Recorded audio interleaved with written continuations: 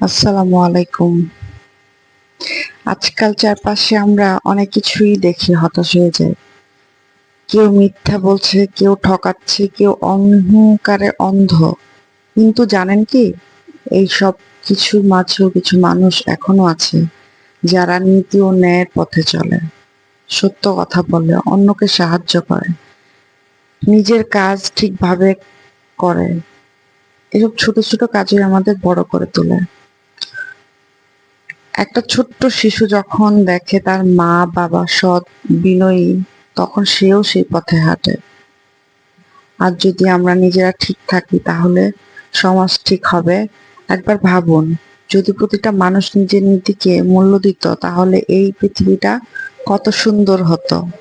অহংকার নয়, ভালোবাসা, মিথ্যা নয়, সত্য, হিংসা নয়, সহানুভূতি, এই হোক আমাদের জীবনের নীতি। ভালো থাকবেন সবাই।